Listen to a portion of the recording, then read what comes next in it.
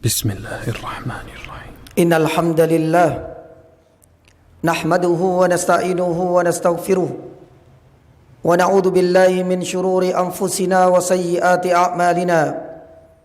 May yahdihillahu fala mudilla lahu wa may yudlilhu fala hadiya lahu. Wa asyhadu an la ilaha illallah wahdahu la syarika lahu, ilahul awwalin wal akhirin. Wa asyhadu anna Muhammadan abduhu wa rasuluh. Allahumma salli wa sallim wa barik ala Muhammad wa ala alihi wa ashabihi wa man ihtadaw bihudahu ila yaumiddin, amma ba'd. Ibadallah, ittaqullaha haqqa taqwa wa raqibu fi sirri wa najwa kama qala Allah ta'ala fi kitabihil karim. Ya ayyuhalladzina amanu ittaqullaha haqqa tuqatih wa la tamutunna illa wa antum muslimun. Jamaah Jumat yang dirahmati Allah Subhanahu wa taala. Setiap manusia pasti akan selalu menghadapi ujian hidup. Dan setiap insan tidak akan mungkin bisa jauh dari segala problem dan ujian di dalam kehidupannya. Baik ujian itu terasa kecil dan ringan baginya, maupun problem kehidupannya akan terasa berat, karena ujian adalah keniscayaan hidup. Dan cobaan di dalam kehidupan ini adalah bumbu kehidupan kita. Maka tak sedikit di antara sebagian kaum muslimin hingga merasa tak sanggup hidup lagi. Bahkan di antara mereka ketika menghadapi bertubi-tubi ujian, merasa ingin segera mengakhiri kehidupannya. Maka jamaah dirahmati Allah Subhanahu wa taala, muncul satu pertanyaan dalam hidup kita dan dalam benak kita. Apakah ini adalah sikap bijak sebagai seorang muslim? Tidak adakah solusi yang tepat di dalam menghadapi segala problem dan segala bentuk ujian di dalam kita berkehidupan ini? Jamaah yang dirahmati Allah Subhanahu wa taala, sejatinya Allah Subhanahu wa taala telah menunjukkan di dalam Al-Qur'an. Allah Subhanahu wa taala juga telah menawarkan solusinya di dalam ayat-ayat yang begitu banyak. Maka setiap ujian sekecil apapun yang kita hadapi dalam kehidupan ini, pastilah sudah ada jalan keluar yang Allah Subhanahu wa taala siapkan untuk kita semua. Salah satunya, marilah kita renungkan bersama firman Allah Subhanahu wa taala, wa may yattaqillah yaj'al lahu makhraja wa yarzuqhu min haitsu la yahtasib. Barang siapa yang bertakwa kepada Allah Subhanahu wa taala, pasti Allah Subhanahu wa taala akan menuntun kita, akan menunjukkan dan membimbing kita kepada jalan-jalan kemudahan. Solusi-solusi terbaik sudah Allah Subhanahu wa taala siapkan bagi orang-orang yang beriman dan bertakwa. Bahkan Allah Subhanahu wa taala tak segan untuk membuka keran-keran dan pintu-pintu rezeki dari jalan-jalan yang tanpa ia sadari dan tanpa ia sangka. Maka oleh karena itu jamaah dirahmati Allah Subhanahu wa taala, terutama di hari ini, terutama di saat kita merasakan resesi ekonomi seperti hari ini, marilah kita perkuat iman kita dengan selalu meyakini ayat-ayat seperti ini, dengan selalu percaya dengan wahyu-wahyu ilahi sebagaimana ada di dalam ayat ini. Dan yakinlah bahwa Allah Subhanahu wa taala tidak akan mengkhianati janjinya. Innallaha la yukhliful mi'ad. Maka tatkala kita sebagai seorang hamba terkadang merasa bahwasanya pintu-pintu kemudahan telah tertutup, terkadang kita pun merasakan di hari-hari ini bahwa jalan-jalan kemudahan Allah Subhanahu wa taala telah buntu. Bahkan terkadang kita pun merasakan seakan solusi yang Allah Subhanahu wa taala tawarkan ini jauh dari panggang dan tak kunjung datang. Maka hal yang perlu kita lakukan adalah marilah kita selalu bersegera untuk berintrospeksi diri. Marilah kita tata kembali orientasi kita dalam berkehidupan. Marilah kita perbaiki kualitas iman dan takwa kita, dan segeralah kita meninggalkan kemaksiatan dan kembali kepada Allah Azza wa Jalla. Karena para ulama sudah menjelaskan, bisa jadi tertutupnya keran-keran rezeki dan jalan-jalan kemudahan yang ada pada kehidupan kita itu disebabkan ulah diri kita sendiri. Dan bisa jadi buntunya solusi kehidupan yang Allah Subhanahu wa taala janjikan di dalam Al-Qur'an untuk kita itu dikarenakan dan disebabkan oleh kemaksiatan yang selama ini kita kerjakan tanpa kita sadari. Maka oleh karena itu jamaah Jumat yang dirahmati Allah, di antara senjata yang paling ampuh, di antara obat yang paling mujarab dalam menghadapi segala problem kehidupan ini, terutama di saat kita menghadapi ujian yang bertubi-tubi dan cobaan yang semakin lama semakin menumpuk dalam kehidupan kita, adalah dengan selalu berdoa kepada Allah, dengan selalu bersandar kepadanya Azza wa Jalla. Akan tetapi doa dan permintaan kita jamaah Jumat yang dirahmati Allah tidak akan sempurna tanpa dibarengi dengan ketulusan kita di dalam berucap, tanpa diiringi dengan keyakinan kita di dalam berharap, dan tanpa sempurna doa dan pengharapan kita kecuali dengan selalu mengedepankan husnudzan di dalam kita bersikap. Maka oleh karena itu jamaah dirahmati Allah Subhanahu wa taala, bila doa-doa kita dan permintaan kita selalu diiringi dengan tiga hal ini, maka ini adalah senjata yang paling mujarab dalam menghadapi segala problem kehidupan kita, dan hampir tidak ada yang mampu menandingi dan menyainginya. Oleh karena itu jamaah dirahmati Allah Subhanahu wa taala, marilah kita tengok bagaimana potret para nabi dan orang-orang soleh sebelum kita semua. Kita bisa menyaksikan di saat mereka menghadapi ujian hidup, di saat mereka menghadapi berbagai problem kehidupan mereka, tatkala mereka harus menghadapi ujian hidup dengan mengalami penyiksaan, kedoliman, bahkan umatnya yang senantiasa menyakiti hati dan perasaan para nabi kita. Dan dalam kondisi pelik, dalam kondisi para nabi terjepit pun, dan bahkan ketika nyawa sudah menjadi taruhan, apa yang mereka lakukan?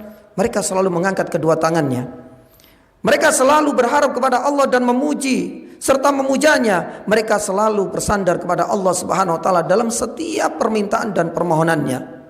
Salah satunya adalah Nabi kita Muhammad sallallahu alaihi wasallam. Mari kita lihat bagaimana kondisi mereka di dalam perang Badar. Satu perang besar dalam sejarah Islam. Bagaimana jumlah kaum muslimin sangat berbeda jauh dengan kekuatan orang-orang musyrikin. Logistik pun semakin lama semakin menipis. Pun demikian dengan persiapan kaum muslimin yang tidak sangat memadai. Dalam kondisi seperti ini jamaah Jumat yang dirahmati Allah, Nabi SAW langsung mengangkat kedua tangannya. Nabi SAW tak henti-hentinya lisannya untuk bermunajat kepada Allah Azza wa Jalla, hingga selendang yang menempel di baunya pun tanpa terasa jatuh. Maka saat inilah Abu Bakar melihat dengan tatapan iba dan kasihan kepada baginda Muhammad SAW. Abu Bakar As-Siddiq sebagai sahabat sejatinya merasakan bagaimana gejolak batin yang dirasakan oleh Nabi SAW, hingga akhirnya beliau mencoba untuk menenangkan Nabi SAW sembari mengatakan, kafaka munasyadatak rabbuk ya Muhammad ya Rasulullah, kafaka munasyadatak rabbak fa innahu sayunjizu laka ma wa'adak. Wahai Rasulullah, cukupkanlah munajatmu dengan Rabbmu, cukupkanlah doa-doamu dan permohonanmu kepada Rabbmu ini. Pasti dan sungguh Allah Subhanahu wa taala akan segera mewujudkan keinginanmu. Apa respon dan tanggapan dari Nabi sallallahu alaihi wasallam? Nabi sallallahu alaihi wasallam seakan tak bergeming dengan nasihat sahabatnya mulia. Bahkan Nabi sallallahu alaihi wasallam tak peduli dengan untaian-untaian hikmah yang begitu sahdu dari sang sahabatnya yang mulia, yaitu Abu Bakar As-Siddiq.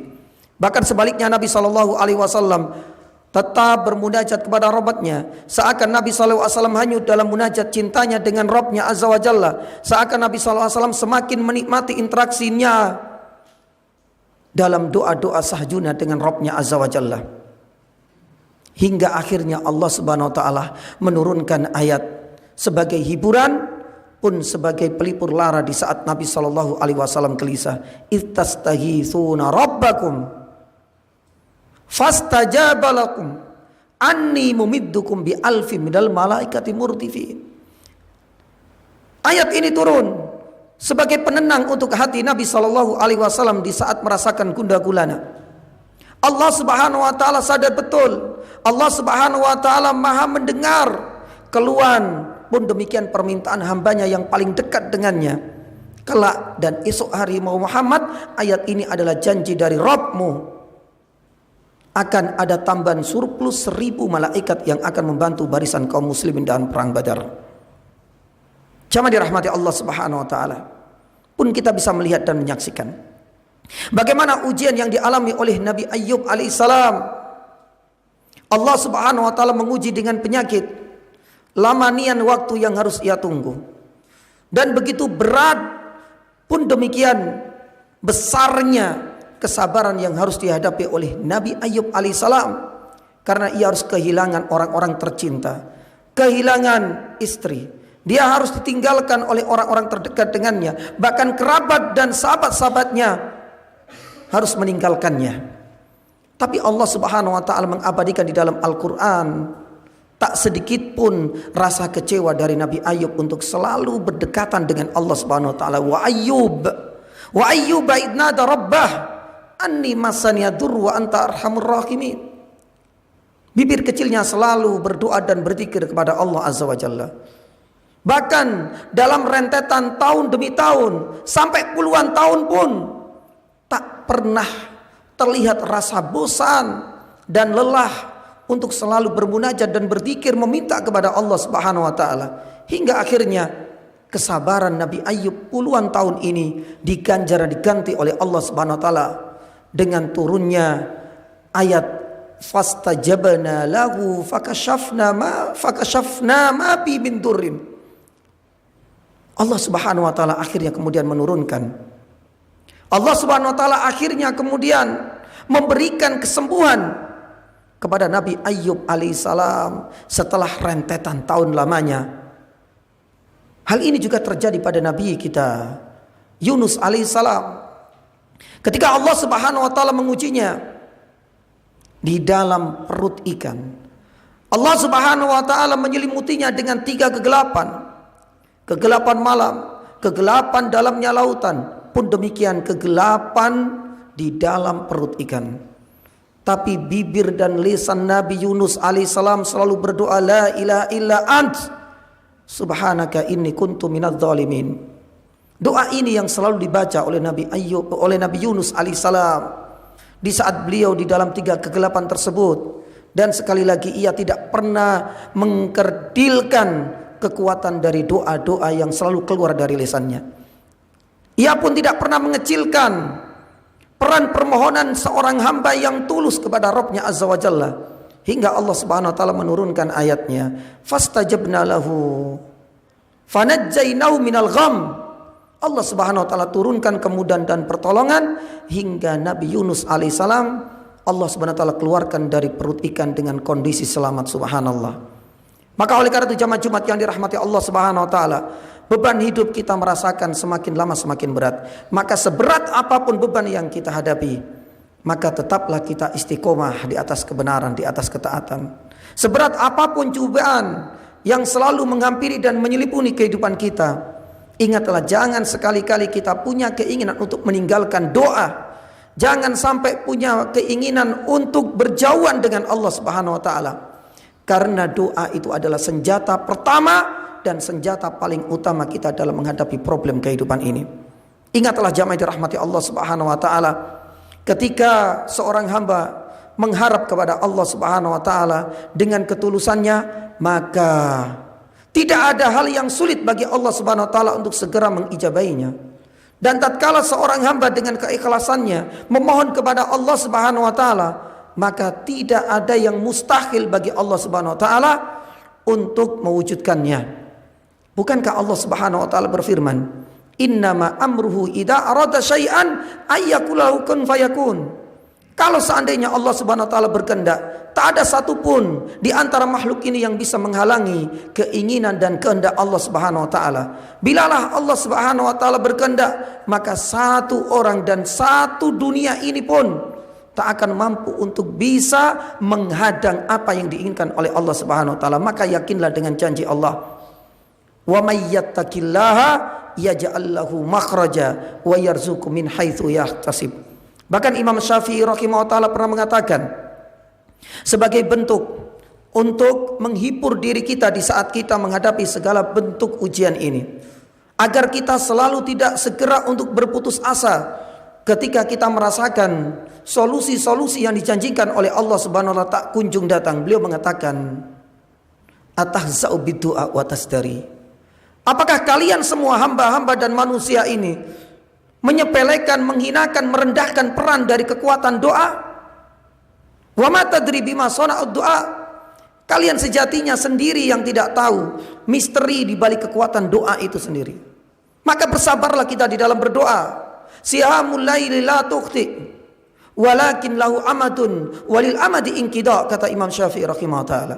Ingatlah, sebanyak apapun panah yang kita lesakkan di malam hari, di mana tidak ada penerangan sama sekali, di mana tidak ada cahaya sedikit pun, sedangkan target ada di depan kita, maka sebanyak apapun panah yang kita lesakkan pasti akan sampai pada sasaran suatu saat. Walil amadi inqida, kata Imam Syafi'i rahimahullah taala. Karena setiap waktu itu ada akhirnya, setiap masa itu ada batasnya. Maka perbanyak, dan jangan kita merasa putus asa untuk selalu berdoa kepada Allah Subhanahu wa taala, karena ada saatnya doa itu pasti akan diijabahi oleh Allah Subhanahu wa taala. Aqulu qouli hadza wa astaghfirullah li wa lakum fastaghfiru innahu huwal ghafurur rahim. Alhamdulillah. Alhamdulillahilladzi hadana li hadza wa ma kunna linahtadiya laula an hadana Allah. Wa asyhadu an la ilaha illallah wahdahu la syarika lah. Ilahul awwalina wal akhirin wa asyhadu anna Muhammadan abduhu wa rasuluh. Jamaah-jamaah yang dirahmati Allah Subhanahu wa taala, di antara bentuk sayangnya Allah Subhanahu wa taala kepada hambanya, Allah Subhanahu wa taala menawarkan kepada kita semua agar selalu meminta, memohon kepadanya azza wa jalla dalam segala kegiatan, dalam setiap kehidupan kita, dalam setiap aktivitas kita. Ini adalah bukti bagaimana rahmatnya, luasnya kasih sayang Allah Subhanahu kita semua. Allah Subhanahu wa taala berfirman, "Wa qala rabbukum ud'uni astajib lakum." Allah Subhanahu wa taala mengajak kepada kita semua orang-orang beriman, "Ud'uni, mintalah kepadaku, mohonlah apapun kepadaku," kata Allah, "astajib lakum." Pasti dan niscaya aku akan mengabulkan dan akan memenuhi seluruh kebutuhan dan keinginanmu. Maka jamaah dirahmati Allah Subhanahu wa taala, ingatlah dengan ayat ini dan yakin serta percaya dengan ayat ini, Allah Subhanahu wa taala tidak akan mengkhianati ayat-ayat dan janji-janji yang ada di dalam ayat tersebut. Akan tetapi, apa yang menjadikan kita terasa berat untuk memohon kepada Allah? Kenapa kita selalu tidak sabar di dalam memohon kepadanya? Apa yang menjadikan lisan ini keluh untuk tidak meminta kepadanya? Dan apa yang menjadikan tangan ini terasa lemah untuk mengangkat di saat kita menghadapi berbagai problem kehidupan? Ingatlah jamaah dirahmati Allah Subhanahu wa taala, permintaan permohonan kita kepada Allah Subhanahu wa taala, Allah tidak akan menjadikan kita hina di hadapannya azza wa jalla. Bahkan sebaliknya, semakin banyak kita meminta kepada Allah, Allah Subhanahu wa taala akan semakin gembira dengan kehadiran kita. Semakin sering kita memohon kepadanya, maka ingatlah Allah Subhanahu wa taala semakin dekat dan semakin sayang kepada kita semua. Hal ini yang membedakan antara permintaan hamba kepada Rabb-nya dengan permintaan seorang hamba kepada sama makhluknya. Semakin sering kita meminta kepada manusia, akan semakin menunjukkan kehinaan kita di hadapannya. Semakin sering pula kita memohon-mohon berbelas kasih kepada tetangga kita misalnya, akan menunjukkan begitu rendahnya kita di hadapannya. Maka oleh karenanya jamaah dirahmati Allah Subhanahu wa taala, perbanyak doa dan permintaan kita kepada Allah Subhanahu wa taala. Bahkan Nabi SAW menyarankan kepada kita agar selalu memperbanyak. Padahal jarang-jarang Nabi Shallallahu Alaihi Wasallam memerintahkan, menginstruksikan, menyuruh kepada umatnya untuk memperbanyak amalan. Karena Nabi SAW selalu fokus pada kualitas daripada kuantitas. Tapi untuk urusan doa, Masya Allah, Nabi SAW pernah bersabda, "Aqrabu ma yakunu bainal abdi min rabbihi wa huwa sajidun fa'aksiru fi du'a." Terutama di saat kita sujud, dalam sholat wajib maupun sholat sunnah, Nabi SAW mengatakan karena di saat sujud ini adalah tempat yang paling dekat antara hamba dengan Rabbnya. Fa'aksiru. Nabi SAW tidak mengatakan fa'akillu au faqallilu. Nabi SAW mengatakan saat kita sujud perbanyak doa dan permohonan kepada Rabbmu. Maka manfaatkanlah momen-momen seperti ini. Tidak hanya di saat kita sujud. Para ulama mengatakan sujud itu adalah satu kondisi di mana insya Allah kita akan segera diijabai doa dan permohonan kita. Maka manfaatkanlah waktu-waktu mustajab doa yang lain. Terutama di saat kita berada di musim penghujan ini. Terutama di saat nanti sore insya Allah ta'ala setelah sholat asar hingga menjelang tenggelamnya matahari. Terutama di saat kita berada dalam perjalanan safar jauh. Ini adalah waktu-waktu mustajab. Maka tentunya bagi orang-orang yang beriman insya Allah lisannya, hatinya, dan seluruh anggota badannya tidak akan mungkin berjauhan dengan Rabbnya, tapi akan selalu bertautan dengan Allah Subhanahu Wa Taala dimanapun dan kapanpun yang berada. Semoga Allah Subhanahu Wa Taala memudahkan lisan kita, hati kita, dan seluruh anggota badan kita ini selalu berhubungan, berinteraksi secara intensif dengan Allah Subhanahu Wa Taala, dan tidak menyebabkan lisan ini untuk selalu kecewa di saat jalan-jalan kemudahan belum tak kunjung yakni datang kepada kita semua. Innallaha wa malaikatahu yusholluna 'alan nabi. Ya ayyuhalladzina amanu shallu 'alaihi wa sallimu taslima. Allahumma salli ala Muhammad wa ala ali Muhammad kama shallaita ala Ibrahim wa ala ali Ibrahim wa barik ala Muhammad wa ala ali Muhammad kama barakta ala Ibrahim wa ala ali Ibrahim innaka Hamidum Majid. Allahumma ighfir lil muslimina wal muslimat wal mu'minina wal mu'minat al ahya'i minhum wal amwat innaka sami'un qaribun mujibud da'wat. Allahumma aslihna wa aslih ulatal muslimin. Allahumma aslihna wa aslih syababal muslimin. Allahumma aslihna wa aslih nisa'al muslimin. Allahumma inna nas'alukal huda wat tuqa wal afafa wal ghina. Allahumma inna na'udzubika min ilmin la yanfa' wa min qalbin la yakhsha wa min nafsin la tashba' wa min da'watin la yustajabu laha. Allahumma inna na'udzubika min munkaratil akhlaq wal a'mal wal ahwa'. Rabbana la tuzigh qulubana ba'da idh hadaitana wa hab lana min ladunka rahmah innaka antal wahhab. Rabbana atina fid dunya hasanah wa fil akhirati hasanah wa qina adzaban nar. Wa sallallahu ala nabiyyina Muhammadin wa ala alihi wa sahbihi wasallam. Aqimis salam.